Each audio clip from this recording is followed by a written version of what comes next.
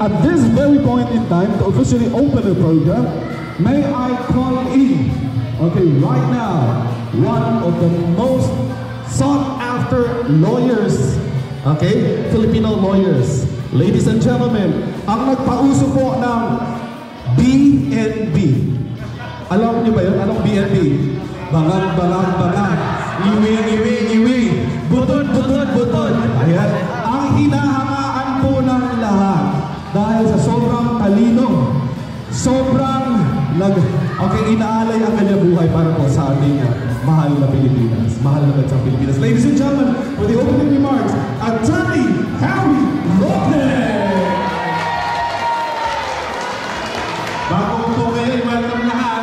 Pwede ba yung mga nakatayo ko na kayo upuan dito dahil ayaw ko na napapagod kayo. Sige, kunin na muna yung mga upuan dito. Come, dito po. Ito po, mga upuan pa. Dahil maraming ang pagsipon natin na dapat magkaroon din ng kalayaan para kay Tatay Digong. At ang pinaka-importante actually, bukas ay Father's Day. Kaya dahil ang Tatay Digong ay ang ating ama, Happy Father's Day, Tatay Digong. Buwan po ang Pilipinas! Salamat po! Maraming salamat, Attorney Harry Roque. Ang composer po ng kantang BNB. Oh, huwag niyo kalimutan yan, ha? BNB stands for?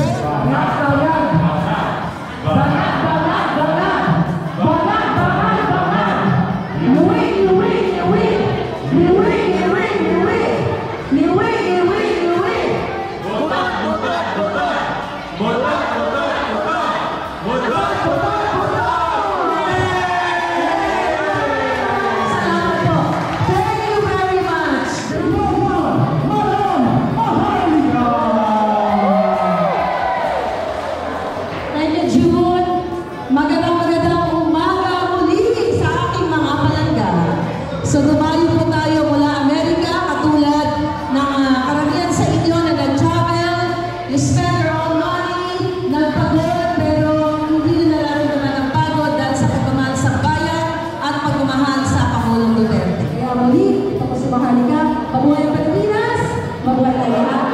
But before I call this very talented performer, allow me to recognize yung effort ko ng ating mga vloggers.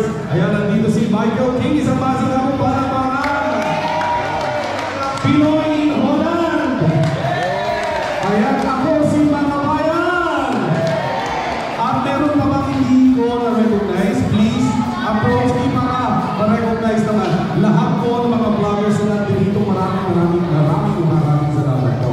At ngayon, sabi mo kaya, pag-iinitin natin ang venue na ito. Dahil, ladies and gentlemen, meron akong ipapakilala sa inyo. She is actually an international artist. International artist, but now settled in London, United Kingdom. Ladies and gentlemen, let's give it up for Anne Digamo Patterson. Sasayaw tayo lahat.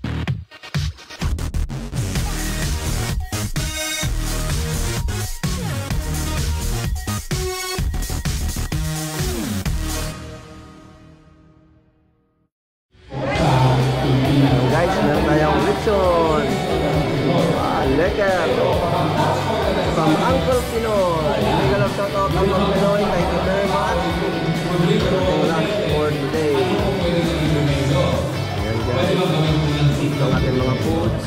Ang daming kanin. Okay? Pero,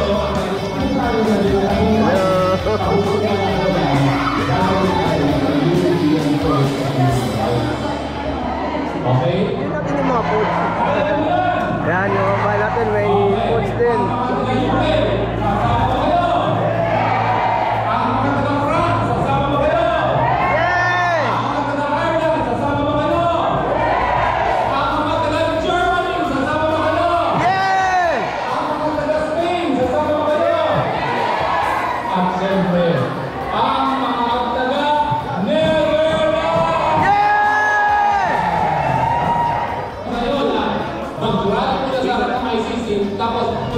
Ayan guys, mayroon tayong mga kabayan from France. Ito yung kanilang bus, isang bus sila.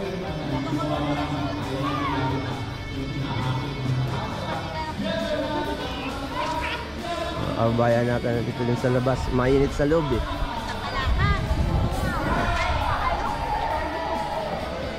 Ito yung venue guys. Dito.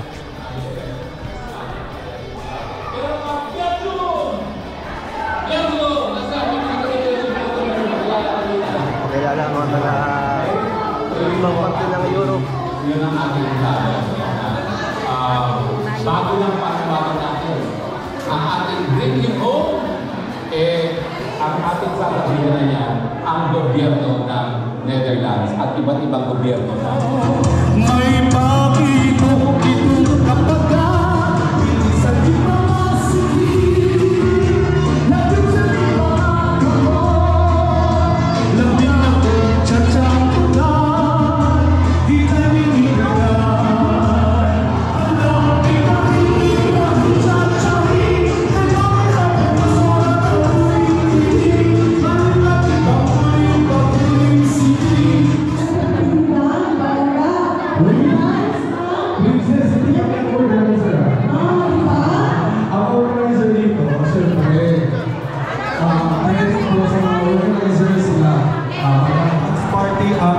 nag-set up ng hall.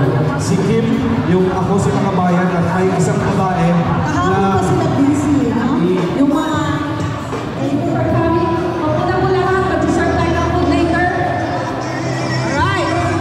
Mga kababayan, umupo po tayo lahat. Please, umupo po tayo sa ating mga table. Secure na.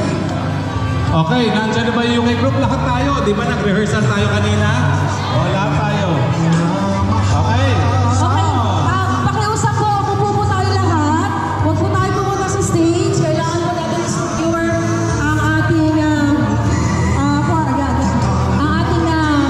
Madam Anila Tabansenya. Lahat po magkakaroon ng photo opportunity. Please, pakiusap lang po para makapagsalita na siya. Please, let us see it, mga kababayan. Umupo po tayo para magsimula na ang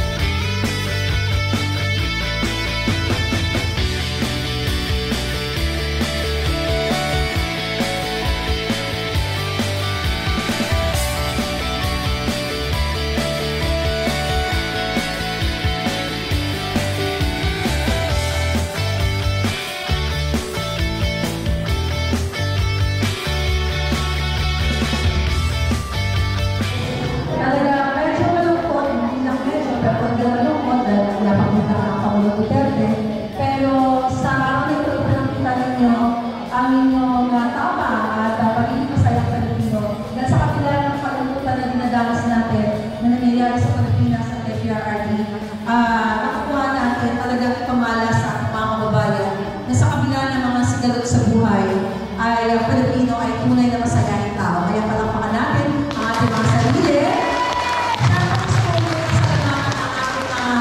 DJ Pete, ang ating mga host, June. Thank you pala niya, ating mga singers, ang ating mga talented natin. Thank you so much. Mrs. June, ha? Thank you very much. Si Bino ko sa Bino. Lahat po, hindi ko man mapakita ang mga pangalan, pero mga kababayan ko rin, nakikita niyo yung mga tao, ayaw umuwi. Ayaw nila umuwi. Sa ibang party kasi, tayo pumunta ka ng party, usually yung iba, pag na-born, umuwi na. Pero dito ayaw umuwi, gusto nila magbumas pa. Anyway, maraming salamat. At kami po mula sa Los Angeles, kasama ang aking dalawang BFF. Talaga naman, tuwa-tuwa dahil kayo sumuporta sa event na ito. Thank you, hindi dahil sa inyo lahat, hindi magiging masaya ang event natin. Dahil ito nga ay collective effort natin. Kaya naman, mabuhay tayo lahat. I hope, invitahin niyo ako sa inyong mga susunod na event. Babalik ko ako ng Europa. Kaya naman, thank you very much.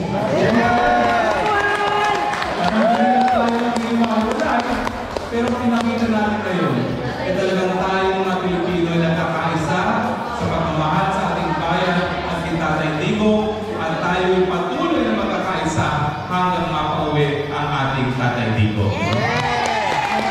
So, it is not goodbye, but until the next time, gaya na sinabi ko kanina dun sa aking maikling case report, importante po ang pagsasama-sama natin sa mga darating na araw. Dahil talaga tumakasa po si Tatay Digong na sa ating suporta sa tuluyan ng makakaalaya at makakauwi sa trabaho. Yes, pag-ibig po kayo tumigil sa suporta dito sa Duterte Street. Pag may time kayo, you can visit our friends or kababayan dito para makita yung ating value spirit. Kasi doon tayo kilala mga Pilipino. So, pag nakadaan kayo, dalawin yung ating mga kababayan para makita kayo ng pwersa. Dahil dyan,